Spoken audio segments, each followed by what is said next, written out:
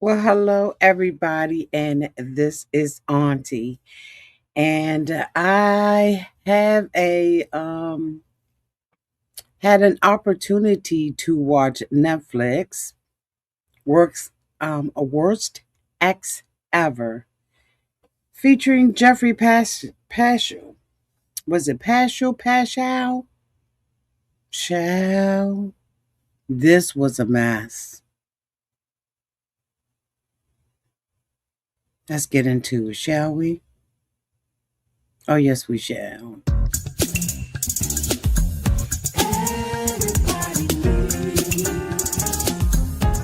A sweet old auntie. Thank you, subscribers and my nieces and nephews. All in all, who have been here through the long haul. Shall we get into it? Oh, yes, we shall. It's time for Auntie Advice. Sweet old. It's time for Auntie Advice. It's time for Auntie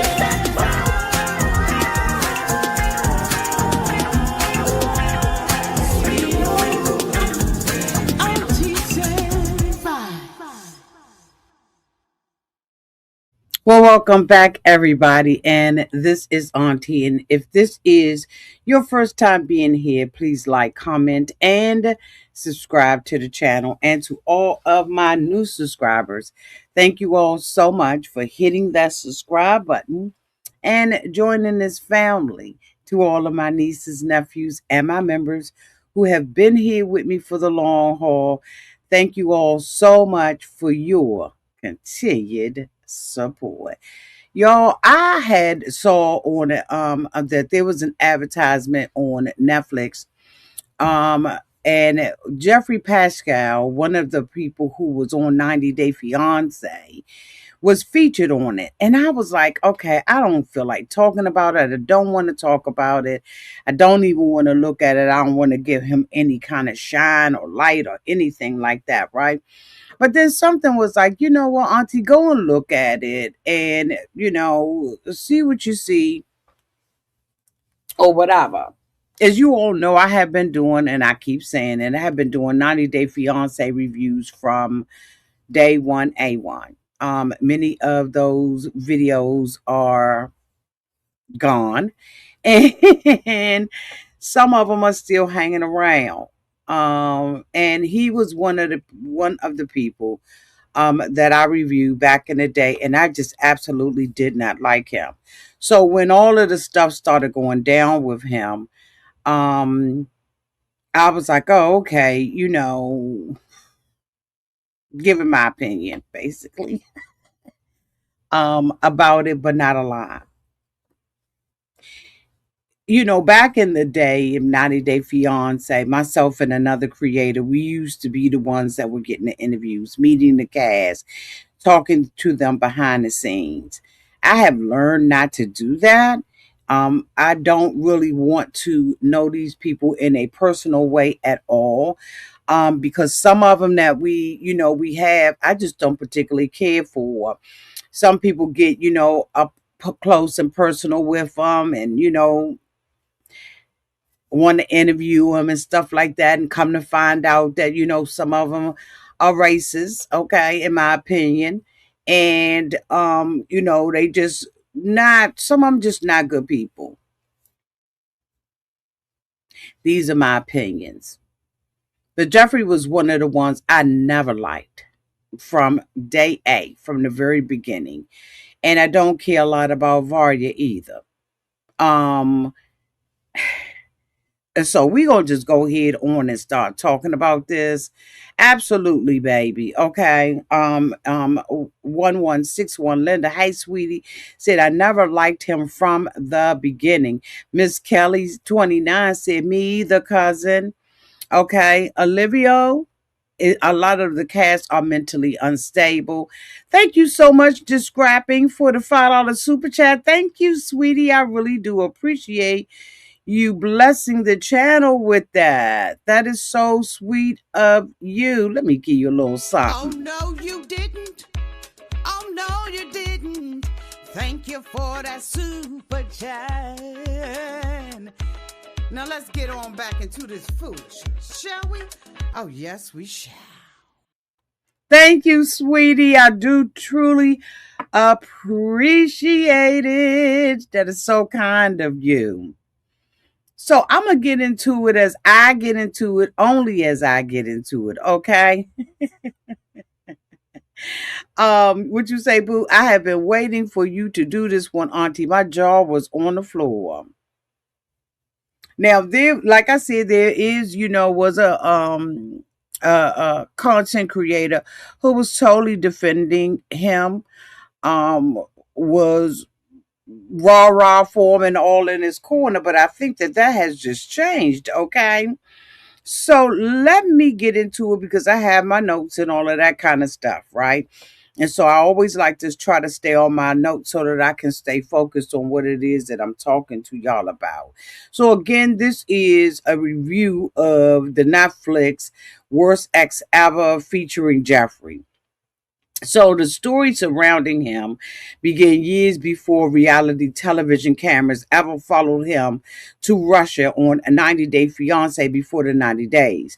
According to the transcript, multiple women connected to Geoffrey described him as a man who could appear charming, charismatic, successful, funny, attentive, and loving in public while allegedly becoming violent, controlling, manipulative, and terrifying behind closed doors.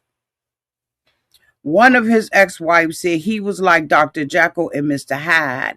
You didn't know which one you were going to get.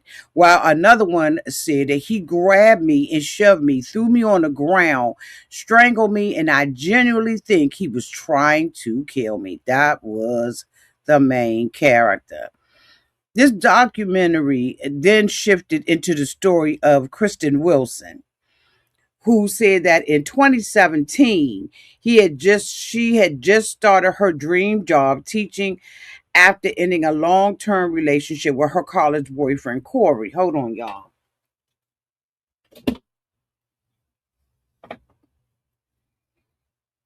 She said they had dated throughout grad school, and although they loved each other deeply, they were unsure on whether or not they were meant to spend forever together. So then in 2017, she met Jeffrey on a dating, or Godfrey, Jeffrey, whatever, on a dating app. She described him as being in his 30s with dark hair, a strong physical build, and gorgeous eyes. And she sent him the first message, and he quickly gave her his number and they began texting. Let me bring her face up on the screen so you all can be familiar with them. Okay. Let me bring her up. Okay. So this is a young lady who is basically narrating this Netflix worst ex ever. She was basically the main character in this particular show, right? And so we're gonna just go ahead and leave her up there for a minute. She said that their first date was at a Mexican restaurant in Knoxville, and according to Kristen, they hit it off right away.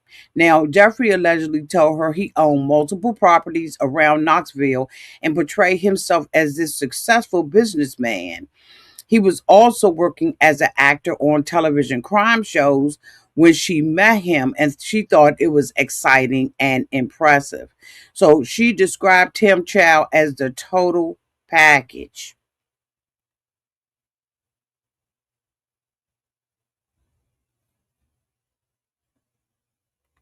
Really? She said very quickly, Jeffrey became intensely affectionate. She said he came on really strong, really hard, really fast. She said he would unexpectedly show up at her home with groceries. If she casually mentioned something like a scarf or a sweater at the mall, he would buy it and bring it downtown to her home the next day. That's already creepy to me. I don't know what y'all think about it, but that's creepy to me. But anyway, let's move on. She said she was completely swept off of her feet. But then she said on their very first date, he told her about his ex wife, Brittany, and the two young children he shared with her, right? He claimed to have full custody of them. So she said she suddenly felt like she had become a mother overnight because the children were constantly with them. Although she had never been sure she wanted children, she quickly fell deeply in love with his boys. But then strange stuff started happening. Of course. She said one evening, while staying at his house, she went downstairs and discovered two teenage boys in the living room, whom she had never seen before. She said that Jeffrey casually told her he was taking care of a couple boys. The teenagers came and went often, and she initially didn't think much about it. But she said later, while walking upstairs, she noticed mail sitting on the staircase addressed to Geoffrey Paschel or Pascal. She said he had introduced himself to her as Jeffrey Ian. That was the way that she had met him on a dating app. This is the name that she had been talking about. And seeing the name Paschal, she was like immediately alarmed her. But it did not alarm her enough to get the out the relationship. Anyway, I digress. It is amazing to me, and I'm not blaming the victim. I'm just saying it's amazing to me how people get red signs, red flags, stop signs, and exit signs, and they totally ignore it. She said that when she confronted Jeffrey, allegedly, he minimized the situation and made her feel like she was stupid for questioning it. He told her Ian was simply his middle name and implied she had misunderstood him. Girl, don't no woman misunderstand the last name of a man that she's dating and she's hoping she's going to be married to him one day. And, you start writing your name down, his name down, and, in your head or out your mouth around your friends, you calling him by his last name and yourself too. Come on now. So for him to imply that she totally misunderstood him, no, she heard what you said and what was on your app. So later she admitted she began second guessing herself, wondering whether or not she had imagined this deception. Girl, no, you didn't. Then he accidentally called her from his home phone. So Kristen did not recognize the number. So she allowed it to go to voicemail and then Googled it afterwards. Child, the number came back connected to some woman by the name of Allison. Now, I ain't get a good picture of Allison, but this what we doing, okay? This where we at.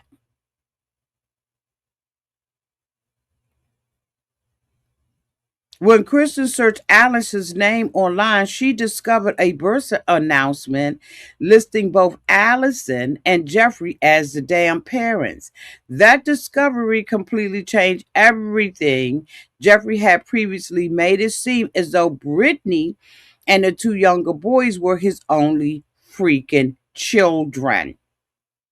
So Kristen now realized she had hidden in Kristen now realized that Jeffrey had hidden an entire marriages and children from her. She searched his daggone name online and uncovered what she described as a massive collection of court records.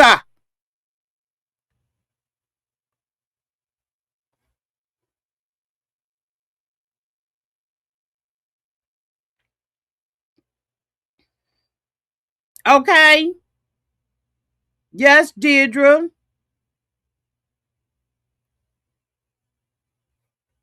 Now she done found out his last name in what he said it was. He got a wife and some other kids, and now she finding criminal records. Girl, she said she found a massive collection, not a collection, not just a collection, a massive collection of court records, criminal allegation, mug shots, and prior marriages. According to her, she discovered DV, allegations involving neglect and abuse of his damn children or of children, involving opiates being kept in the house, multiple marriages, DUI charges, assault charges, drug charges, and a prior prison sentence in Texas. She also learned that he had allegedly married 4 times. First at 18 years of old, then he married Sabrina, then Allison, and then Brittany. She also realized the 2 teenage boys she had seen over at his house was from his marriage to Sabrina, and she still didn't leave. She described herself as feeling bamboozled. When she confronted Geoffrey, he allegedly responded by saying, "Well, you never asked me about kids or ex-wives or how many times." And she was like, I was like, how was I supposed to ask if you had 4 ex-wives? You supposed to ask, have you been married before? And if so, how many times have you been married? You could have asked that. Matter of fact, I could give you probably 20 different ways on how you could have asked him whether or not, but again, I ain't blaming her. Geoffrey allegedly admitted he intentionally hid his past because he believed she would never have dated him otherwise. And she responded with, he was correct. She said, I would not have ever entered the relationship had I known these truths. But still, despite all the lies, she stayed. So, according to her, Geoffrey claimed all of his exes were vindictive women conspiring against him. Why? Red flag number. What red flag are we on now? Y'all tell me how many red flags. Put your flags up in the thing and tell me how many. Hey, D. Hey, D. Y'all tell me how many flags are we on now? And every time you hear a flag, put a flag. Show a flag. According to her, he claimed all of his exes were vindictive women conspiring against him. But why? And you mean to tell me all 4 of them had the same personality? Even though he had already lied repeatedly to her. So now you gonna be one of those vindictive women conspiring against him, in my opinion. So Kristen says she believed him because she had completely fallen in love with him. I don't. What's love got to do? Got to do with it? It's about self-preservation.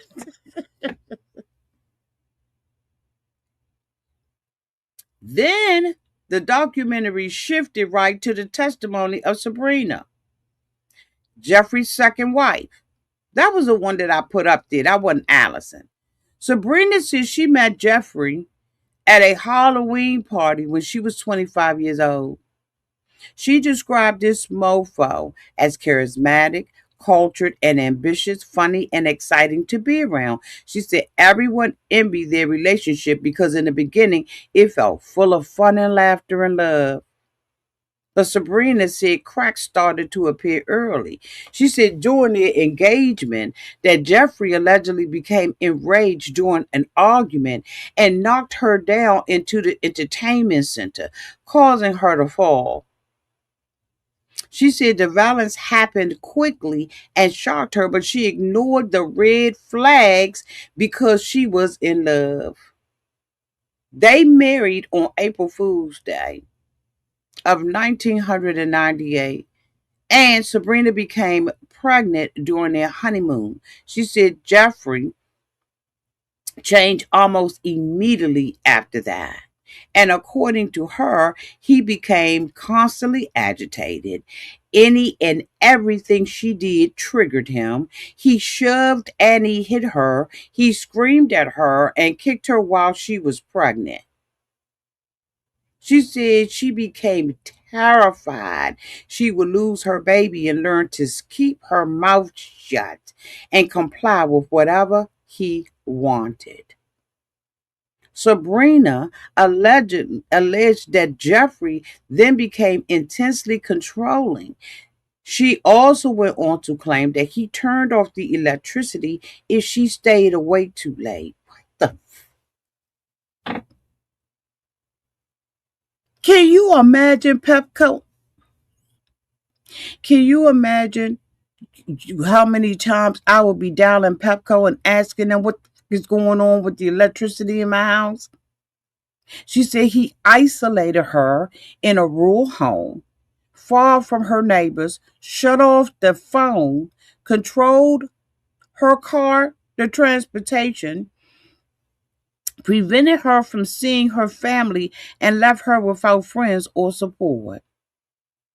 Her parents begged her to leave this man and come the hell back home. But nah, Sabrina says she stayed because she believed she could somehow fix the marriage when he is turning off the electricity, isolated her to a rural house far from everybody, shut off the phone, controlled the transportation, prevented her from seeing her family, and left her with friends and support, but somehow she thought she could fix that marriage?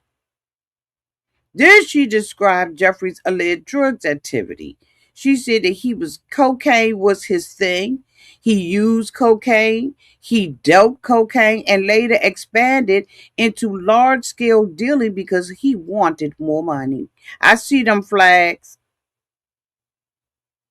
She claimed that drugs became a constant presence inside the home while people constantly coming and going. She said she could smell the drugs and see the activity happening around her children.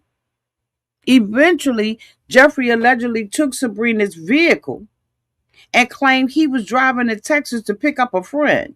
Instead, according to Miss Sabrina, he later called her to say he had been arrested with approximately 5 pounds of marijuana and cocaine on him. And at this point, this is when Jeffrey ultimately served prison time in Texas. Sabrina said while he was incarcerated, he wrote letters apologizing and promising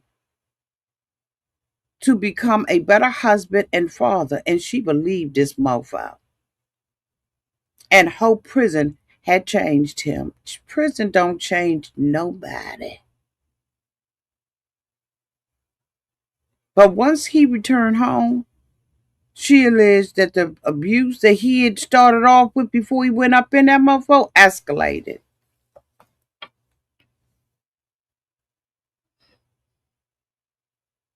According to her, the mental abuse became daily, the physical abuse intensified, and the essay became awful. She alleged that he forced her into acts she did not want to perform and described him as returning from prison sneakier and more dangerous. So eventually, after 8 long years of marriage, she prepared to file for a divorce. Only y'all to learn that Jeffrey had beaten her to it. She said she felt relief because she no longer wanted to be a part of his life. But after the divorce, she alleged that he used the children as tools to manipulate and torment her for years. Then, she said, I prayed for these women every night that hooked up with him. Back in Kristen's timeline, another tragedy changed her relationship with him because she said in 2018, his youngest son with Brittany suddenly died. She said the autopsy was reportedly inconclusive. Who was the baby with? Kristen said Jeffrey was devastated and that the shared grief trauma bonded them together, but afterwards, she claimed that he became increasingly explosive and abused. You notice the adjectives that these ladies use?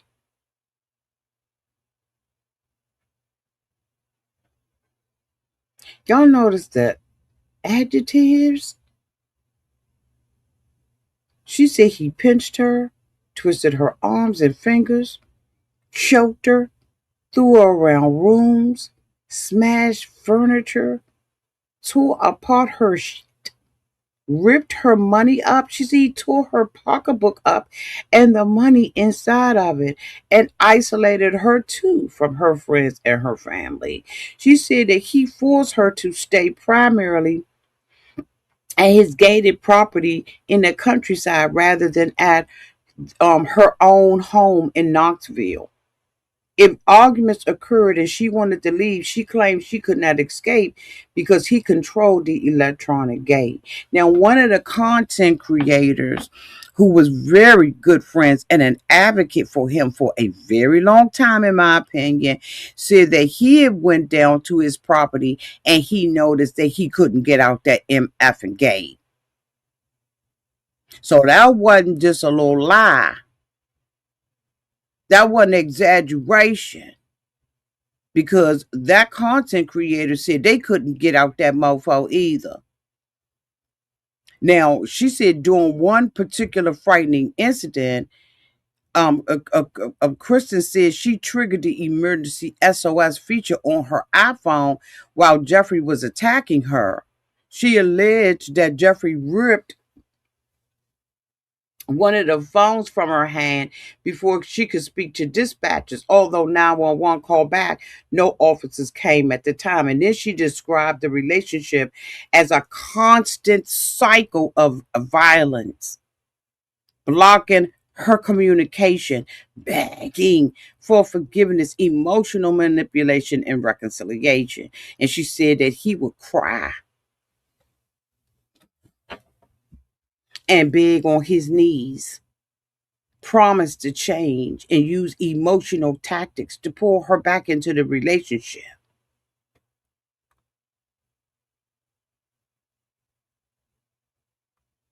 She said, y'all, when I tell y'all, she said Geoffrey would cry, beg on his knees, promise to change. She said on one occasion, she said he brought his young son to the door and had the child call her mommy until she let him back inside. Later, she admitted she now realizes how insane that situation sounds in retrospect. She said, but at the time, she was just deeply in love with him. She kept saying that throughout the episode, right? And I just was like, girl, no. Hold on, y'all.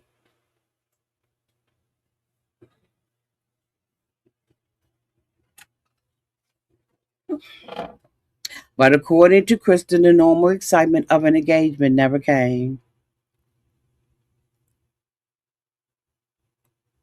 Would y'all have stayed in this situation? Y'all let me know downtown in the chat. Have y'all had any experiences in a relationship like this? Let me know downtown in the chat. She said eventually he proposed to her during a family trip to Florida. But according to her, the normal excitement of an engagement never came. She said her parents ain't like him at all. They thought that he was too intense and believed he controlled her. She said she had lost a whole bunch of weight and she started wearing makeup. And she said he wouldn't even let her cut her hair because he preferred it long. Honey, I'd have came home bald headed. But on June 8th of 2019, y'all, this was the last straw for her. She said that they had went out and everything became, it was normal. They had dinner together at a restaurant, and they was with her friends. Where her friend worked for. Her friend was a server and everything. Probably hooked them up. She said they laughed together, had a good time, and even made plans to go out afterwards. But she said, child, when they got down to the house and she took her dog for a walk, when she came back through the door, she said he suddenly attacked her, Child, she said he grabbed her, smashed her head into the floor repeatedly, pinned her into corners, shoved her into walls, dragged her upstairs by her hair, and left her bleeding from her nose and her mouth. Child, she said that he also asked her, she said that during this attack, that she was drifting in and out of consciousness and genuinely believed he was trying to kill her ass. She said they went upstairs. He dragged her upstairs by her hair. She said she put her hand on her face and realized she was bleeding from the nose. She said when he got her upstairs, he forced her to wash the blood off her face while she feared he would smash her head into the sink. So she said she pretended to be asleep afterwards because she feared she had suffered like a brain bleed or a concussion and thought she might die if she went to sleep.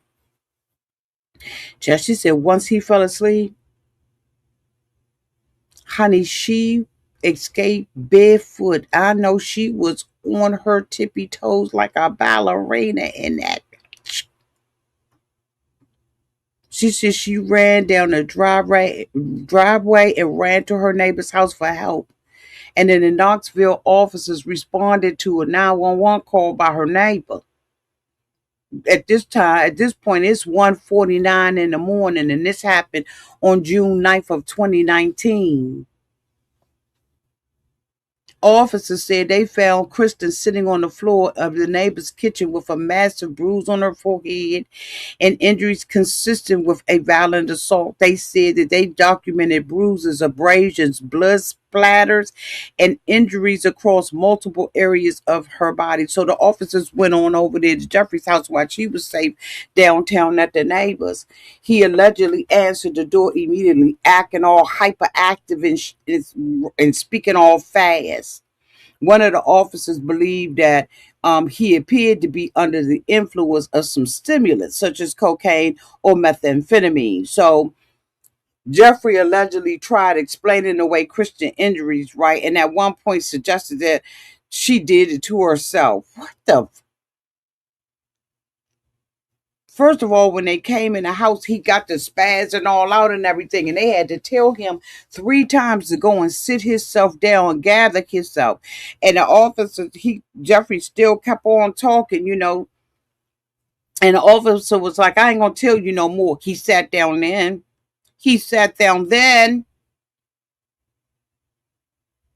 He was trying to explain away her injuries. One of the officers testified that after only a brief investigation, they straight up knew and determined that Geoffrey was the primary aggressor and arrested that ass. So the police said that he became violent in a patrol vehicle. He was kicking windows, raging, like thrashing his body all over the place, and forcing officers to use additional restraints on his legs and connect them to his daggone handcuffs. So Kristen was taken to the hospital and diagnosed with a concussion, and they treated her injuries. The following morning, Kristen and her parents filed for an order of protection against him. So at that moment, he was formally charged with aggravated kidnapping, domestic assault, and interference with an emergency call. Right. So the prosecutors later offered Geoffrey a plea agreement involving probation and no damn jail times. But being as arrogant as he is and getting away with this stuff for years, he rejected it. And he forced them to go to trial. Best thing he ever did. Best thing he ever did. The trial was delayed based on COVID, right? And that's when Kristen had realized, child, he had been filming 90 Day Fiancé before the 90 days with Vara. in Russia, running back and forth while he was still she was still recovering from the assault. But because there was no trial during COVID, I ain't, what? The documentary questioned how Geoffrey had ever been cast on such a major show, given that convictions, his past criminal convictions, mugshots, and allegations were already public and searchable before the damn show aired. Did they vet him?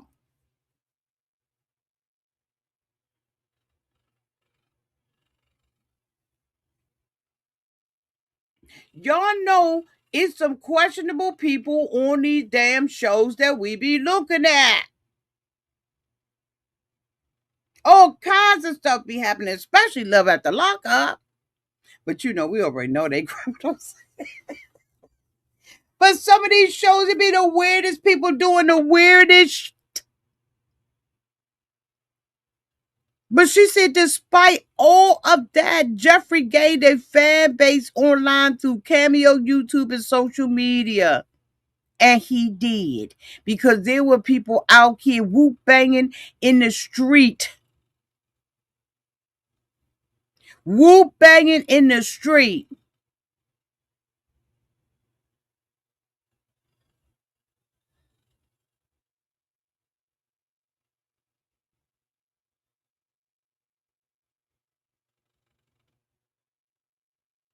Whoop banging in the street for him. Oh, yes, they was. Don't think they weren't. Because they were. He could do no wrong. Child, they was, according to Kristen, right? Geoffrey used his own live streams and interviews to publicly deny the allegations. I remember that like it was yesterday. He wanted to portray himself as a victim of vindictive axis conspiring against him. Child, that was his introduction. I'm a victim of these women. At one point, child, he even compared himself to Johnny Depp and Amber Heard. Except for Johnny Depp won his case. It appeared that he was a victim. Meanwhile, Kristen says she remained silent because of the ongoing criminal proceedings. So, as you all remember, back in 2021, the trial began. Kristen testified in detail about the assault, while Geoffrey allegedly stared at her continuously across the room in a way she described as frightening and intimidating. The prosecutors presented photographs, medical records, blood evidence, police testimony, and witness testimony. And do y'all know that some of these content creators still backed him? With all the motherfucking evidence in the world, they still backed him. And Geoffrey's defense argued that Kristen was intoxicated, so therefore she deserved to get that A whooping. Is that what we saying here, or are they saying these were self-inflicted wounds, as Geoffrey alleged? Oh, they said her injuries were self-inflicted, and Geoffrey wasn't responsible. And then Allison testified. Let me bring her picture up here on the screen.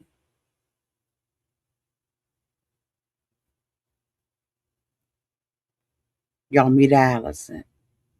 According to the documentary, Allison described years of abuse and testified that Geoffrey raped her during their marriage. People in the courtroom reportedly found her testimony deeply disturbing. Ultimately, the jury found him guilty, and as sentencing, prosecutors requested 16 years. But the judge said after that, he getting 18 years in prison. See, they were trying to do the 16 because They was trying to be like, he was a father in his public image rather than the woman accusing him. But that judge said, no, I ain't got it to do. I'm going to get him 18. But even after the conviction, Varya, the one he was on 90 Day Fiancé with, continued supporting him and advocating for his appeals. Meanwhile, Sabrina, Allison, and Kristen formed a close bond with each other, as they should have. As they should have. They described one another as sisters and credited conviction with finally stopping him after years of alleged abuse across multiple relationships, and asked for Kristen shortly after this saw her former college boyfriend Corey reach back out to check on her. The two rekindled their relationship, became engaged, and married in October of 2019. Kristen describes Corey as her rock and throughout the trial, and said the experience ultimately taught her that what healthy, safe love actually looked like. During this trial, y'all, when Jeffrey got up to plead his little case, look at his attorney. This is his attorney.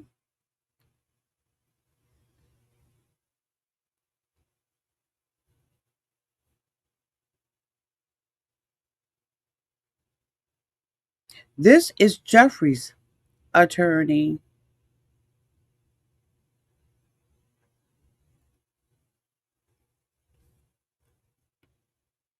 while he stood up there and gave, a scathing. Hmm?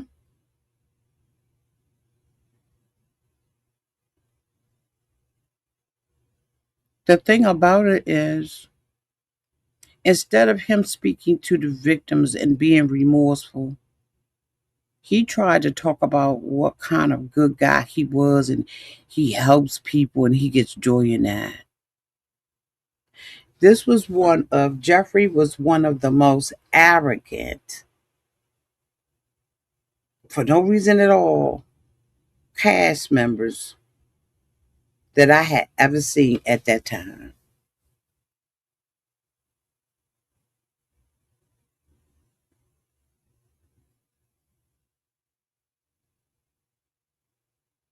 I couldn't believe what I was seeing on my TV. I could not wait for them to go. I think at one point I stopped covering them. That's why I'm going to repeat it again. I don't make friends with these people like this. I'm not interested because you never know who people are on the other side, wanting to be their friends. You don't know these people. We don't know these damn people. They already selling us, in my opinion, a freaking story. I looked at one of the content creators, right, who was one of the main ones who was in his corner during that time. I watched this lady by the name of Mary. And I was like, why is she rah-rahing for him like this? I could not understand what the rah-rah was about. And I'm being serious. I couldn't understand the rah-rah for him. I guess she used to date him. And she said she didn't go through all of this stuff because he really ain't like her, in my humble opinion. Thank you so much, Just Scrapping, for the $3 super sticker. Thank you, boo. You sent me another one. Thank you, sweetie. I was like, is this woman victim blaming? I listened to what she said on this content creator's channel. And I realized it was multiple things that one can reasonably interpret as defending Geoffrey. Even after all of this, the trial, and now Netflix, there were a couple of things that took me aback. I, I I was like, is she defending him? Because at times she was drifting in a conversation into victim blaming or victim minimizing. Bullshit, in my opinion. Even though the content creator repeatedly kept expressing sympathy for the victims. And so, what made it complicated to me was that this woman, Mary, wasn't speaking right from a malicious or openly hostile way towards the victims, but she was so damn emotionally conflicted, in my opinion. She kept saying she feels sorry for the victim. She believes some of the allegations, the documentary changed her perspective, and now she understands the victims more than before. However, despite all of that she was saying and acknowledging, there were several statements that, in my opinion, shift focus away from the victims and towards protecting, excusing, or softening Geoffrey's behavior. Number one, she repeated emphasis on his side after the conviction.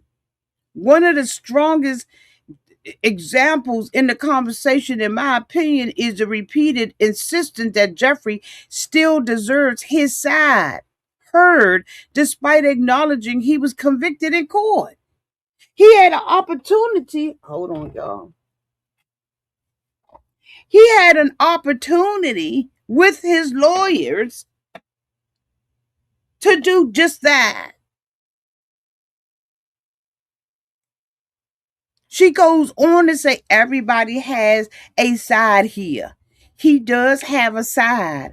I want to know if it's true. He didn't even get to say anything about it. Later on, she goes on to say, and being convicted in the court of law is ultimate proof. Which one is it? So at this point, which one is it? Because those two things can't be the same. I know that there's a, okay, wait a minute, y'all. I know that there's a saying going around, two things can be right at the same time, but not in this case, because she acknowledges conviction as proof, but continues framing the situation as unresolved or unclear.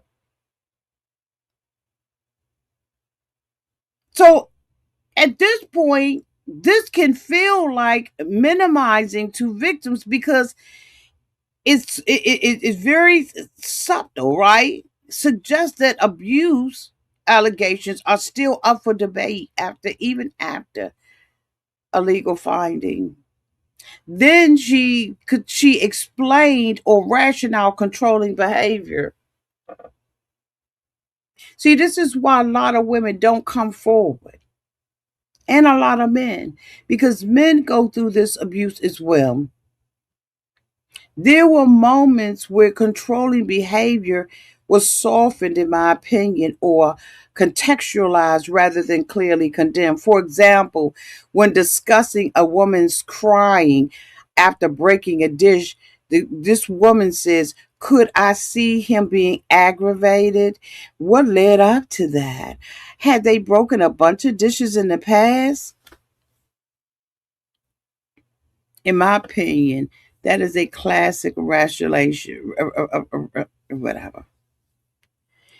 In my opinion, that is almost like shifting attention from the intimidating reaction to what the woman may have done beforehand. And even though, I don't believe that she outright blame the woman. The framing sometimes implies that the victim's behavior may have contributed to Jeffrey's reaction, and so he had a right to do this. And sometimes we normalize DV or the dynamics of it.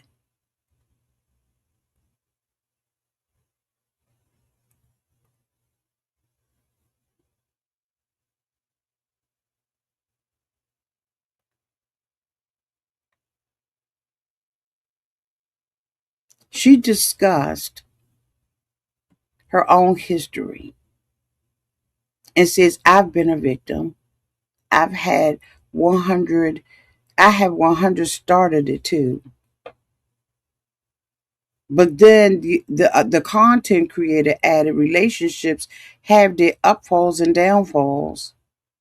And sometimes this can become problematic because it risks flattening serious abuse in relationship conflict, especially in a conversation about felony DV allegations. The danger here, in my opinion, is not that they admit relationships are messy. That part is true. The issue for me, and in my opinion, is that framing can unintentionally blur the distinction between mutual toxic conflict versus coercive control and abuse, and then centering Jeffrey's suffering over the victims. In my opinion, a large portion of the discussion focused on how hard it is for Mary, how painful prison is for Jeffrey, how devastated his supporters feel, and how unfair public judgment feels. For example, there was a statement that was made, it hurts my feelings every day that he has to be in a cell.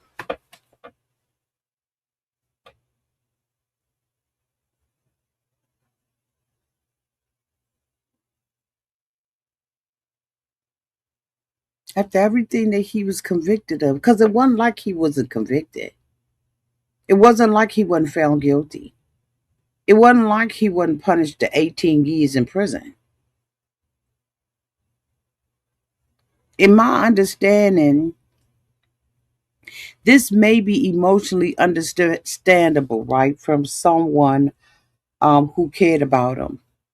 But from a victim's advocacy perspective, this can feel like emotional displacement, with sympathy shifts primarily towards the abuser and his inner circle instead of the harmed woman.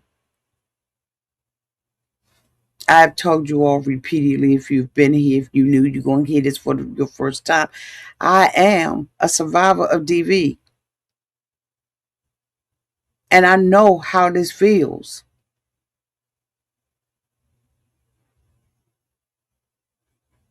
And then for a woman to go on and say, he wasn't like that with me.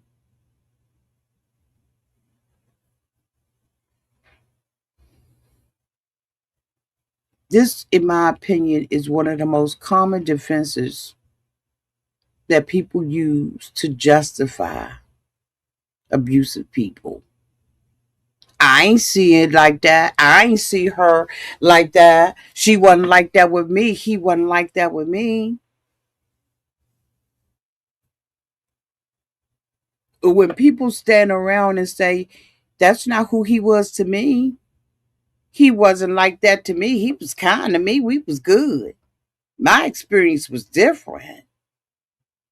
Now, to be fair, that statement is not automatically victim blaming. It is completely possible for someone who is like Jeffrey to treat some people wonderfully and abuse somebody else in privately, because a lot of it has to do with control. Where it becomes harmful when people say stuff like that, even, statements that have been made about me during my situation that I was struggling through. It casts doubts on my experience.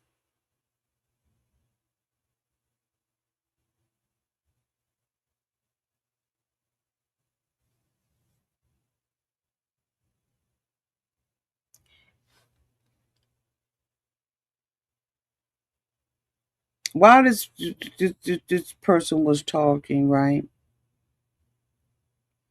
there are some moments where she apologized to the victims.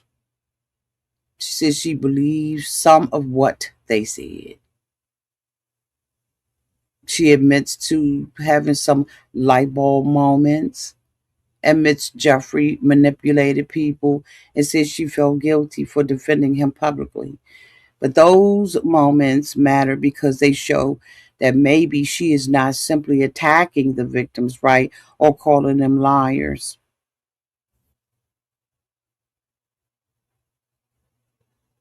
It so I believe that, in my humble opinion, there were some moments in that conversation and in many conversations that people have as it relates to these kinds of crimes. So let me make this general, not about the person. There are moments that minimize, rationalize, and indirectly blame victims. In the case of Geoffrey Paschel, or whatever, and other people like myself. And while it's not full on aggression, it feels like the victims are lying, and that's a defense. A lot of times people are emotionally torn between their personal experiences and evidence. At the end of this day, this man was convicted for this crime.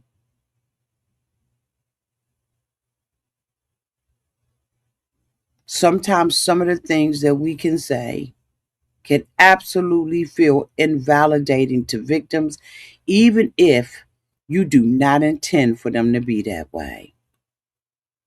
These are my opinions. It's not actual or factual. These are my opinions based on what I saw and what I heard.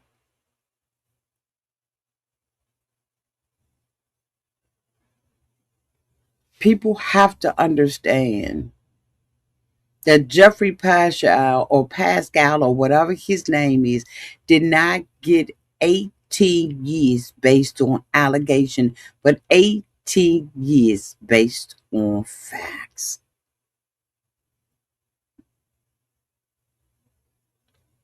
And even the content creator said there was some things that he felt like he could validate that he had experienced himself, like having the gate locked, like the power going off.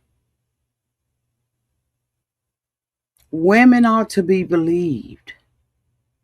Men too, because as I said in the beginning, men go through this too. You'd be surprised at how many men go through things like this. Netflix worst acts ever exposed everything we did not know back in the day when we were covering this man. This is the dark story behind 90 Day Fiancé Geoffrey Paschel, or Pascal, or however you want to say it. I ain't got to put no respect on his name. I am praying that Kristen and all of these other women have moved on with their lives and are able to live healthy, loving lives. Because I'm going to tell you right now, he was horrific, in my opinion. And ain't no way in four hills I'm going to ever defend one thing that he has to say.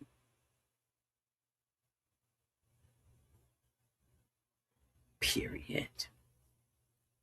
Thank y'all so much for being here for this review. Y'all let me know what y'all think downtown in the comment section. Special shout out to Just Scrapping for the $8 super chats. I surely do appreciate you. Y'all let me know what y'all think. Again, these are my opinions based on what I have seen and what I've heard. I love y'all, and until we meet again, y'all be safe out there in those streets and in the water. Bye, y'all.